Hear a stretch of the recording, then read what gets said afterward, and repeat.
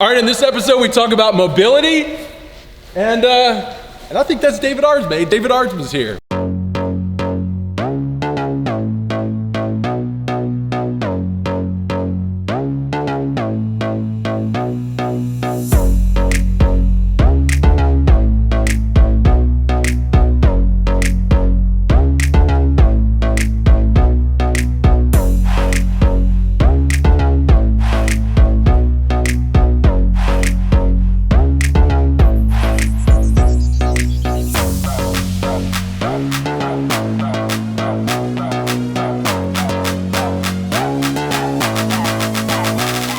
All right, Brent Porcio, the David Ardsma. I can call you the David Ardsma. Because you got to have energy coming into these things. Stop yelling at me.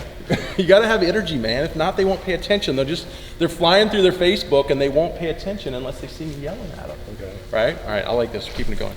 All right, welcome to the @TopVelocity #PitchAndTip Show. If you have a question on anything on pitching, anything on we do here, anything for the David Ardsma while we have him, go to Twitter, Facebook, Instagram. The David Ardsma, that's what I'm calling him, because his Twitter handle is the DA53. Ask your question @TopVelocity #PitchAndTips. We're going to answer it here on the show, and if you haven't already, subscribe, share the video, help us get it out there, and of course, go out there and ask your questions. What is the question for the day? William Goodman asks, will stretching to improve mobility have any effect on velocity? Nope. That's what I like to do too. No, I have no effect at all. It'll actually ruin you. It'll completely ruin you. Flexibility is not a part of pitching. No, just kidding. No, absolutely. The flexibility, mobility is the cornerstone of everything you do. No flexibility, no mobility, and you can't pitch. You're not going to be able to hit any of the positions you have to hit, let alone be strong enough to even be able to do anything. If you're not mobile, you can't get your body in any position. You're not going to be able to actually. It starts from the ground up. You won't be able to get into any position that you want to be able to get into to be able to produce higher velocity. It's not that mobility is a straight, direct line to high velocity, but you have to have the mobility to what? It's a piece of the puzzle. It's a huge piece of the puzzle. It starts everything, because without it, you can't hit any position. You can't do all the. You just can't. Right. You can't accomplish the biomechanics. That's obviously a part of it, getting into those ranges. But I always say it is a balance, right? We don't want to be, of course, this guy can't pull the arm back, right? Or we don't want to be, like Gumby, like I can't even hold my body together. I'm sorry. I mean, let's be honest. How many of us are going to be like Gumby? Can't. Every joint double jointed. That's not reality. And the old philosophy of weightlifting as a baseball player is going to get you this guy with the imaginary lat syndrome, and you're going to try to be Arnold Schwarzenegger throwing a baseball. It's not happening. But especially if you're going to introduce the Olympic lifting, you have to have the mobility to even be able to do the Olympic lift and to get into the ranges, the low squats, to be able to do the clean, the catches, you have to have that mobility just to even get the strength to do everything. So that whole philosophy of lifting in baseball should be thrown out the door. And the mobility is the cornerstone of all of it. Yeah, so yes, it does affect velocity, but it's not the only road to velocity. You got to look at it as, like I was saying, it's a balance. It's like, really what we're trying to do is get to velocity, which is speed, right? And that's going to be influenced by force applied and the amount of time we apply that force. So really what's giving us time is mobility. Mobility is giving us more time to apply force. Yeah. So if I can only get this much hip to shoulder separation, and I got to, just like everyone else, I get here to pitch release, then I have less time to get to pitch release than a guy who's going to have this much hip to shoulder separation. Now I've got all this time. Now still I can have great mobility and have all that time, and if I don't have the force moving, or I can't take advantage of that time to get more force to the ball, it's not going to work. That's why, like Dave was saying, it's not the only piece. It's just a piece of the puzzle, but it does give you more time where you have the potential, if you can do it, to put more force on the ball going forward. That's as simple as it gets. Yeah. I think the challenge is, though, is talking about someone like David, and we'll ask him, who comes in, we measure it out, because I have a good understanding of biomechanics and just reading enough studies, knowing what we're looking for, that I know, okay, well, if they're saying high velocity pitchers get, 6 foot strides or farther, get late leg drives. I know, well, the hips got to get to about 30, 40 degrees of internal rotation on your drive leg if you're ever going to be able to do what these high velocity guys do. Well, he's a high velocity guy, but as he's been hurt, it's really been linked to his him losing the speed last year, but now we've gotten it back because we improved one key thing, which was hip internal rotation was a big thing. And how we used that hip through that mobility was one thing. I don't know, I mean, we saw a little bit of a loss in internal rotation, and then we gained a lot of internal rotation in your hips. I mean, even external rotation, I mean, first day he came here, he couldn't barely squat. I couldn't squat. I'd get immediately on my toes, and I'd go in valgus. And so the key is, we solved a lot of those problems, at least got in the right direction. And with a lot of stuff, it's a balance. You might have great internal, but do you have any external?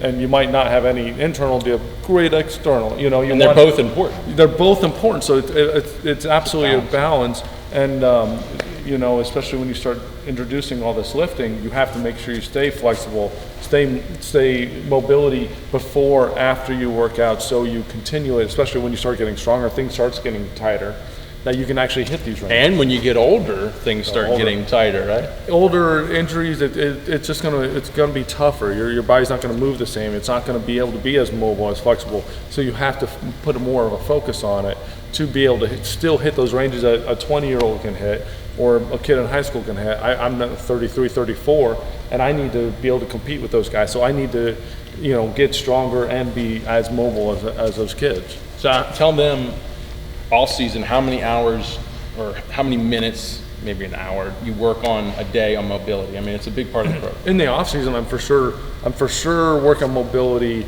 at least twice. I'm doing it when I'm warming up. During my warm up, I foam roll, do our walking stretches, and then I'm working on mobility. Once I'm warm, that's when I really work on the mobility. And then when we get done with the workout, I always work on mobility again. I think that's the most important thing that people miss, is that post-workout. That's when you've stressed out your muscle, you've put it in tough positions, you're wearing it out. That your body's completely hot, completely worn out. That's the perfect time to work on your mobility. Hold big, long, mobile stretches.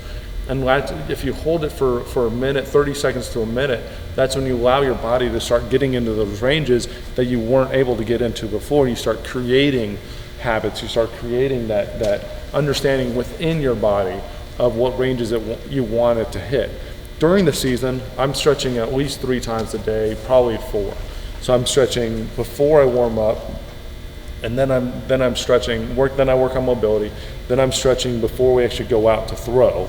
And then during the game, I'm stretching again down in the bullpen, probably the 4th inning. And then after the game, if I'm, if I pitched or if I'm going to go work out after the game, I'm stretching again. And so this stuff, especially during the season, when you're putting your body through so much stress, so much wear and tear, you have to stay on top of that mobility.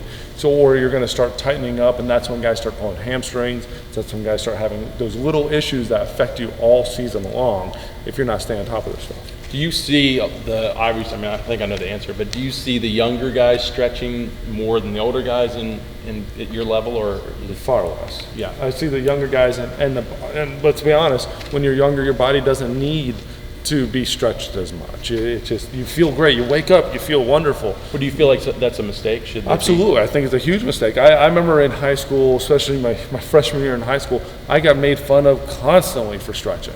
Well, I'm the only one playing. I was the only one playing at 23. Those guys were all done. They're all out of the game, retired, trying to find a new job.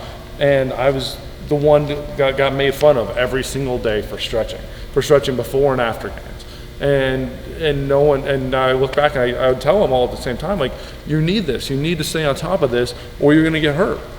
And they all laughed at me, but I think I'm doing all right. Right, and I think best thing about David, and just being around David, I've learned is he's got a great regimen. Like he's very routine oriented, and he's like clockwork. And so I think just learning from him is not only stretch as much as he stretches, but make it a part of your cycle. I mean, this is something you do for your entire career, right? Make it part of your routine, because every time, like I'm down now, I'm down in New Orleans. I'm down here, with Brent, 3 days ago I was on vacation, or 2 weeks ago I was at home working out in Arizona. So I build routines, so I'm always in the same place. It doesn't matter physically if I'm somewhere else. I'm mentally, my body understands it's time to go. This is my routine. This is what I do. And I know I built my routine for myself. Build one for yourself. So it gives your body every day, every time you walk in, your body understands it is go time. If you don't have a routine, your body's not going to react the same every single day. Even if you're a little worn out, if you're really energized, if you don't have that routine, your body's not going to react the same. You're not going to build muscle the same. If you build a good routine, it doesn't matter if I'm here, it doesn't matter if I'm home, or it doesn't matter where I'm at. My body knows this is my workout time. I'm walking in the gym. It's time to build muscle. It's time to get better, and then stick with that routine. Stick with it until it works. And if it doesn't work, reevaluate it, tweak it, talk to people like Brent, people that really know what they're doing, and tweak it as long as you go along the way. But build yourself a routine so you're ready to go every day. Awesome, great question. If you have a question, go to Twitter, Facebook, Instagram, at Top Velocity, hashtag pitching tips. Ask your question. We'll answer it on the show. Also, check out topvelocity.net, everything we do there, our 3X camps coming up, and get your questions going. We'll see you on the next show. Voice.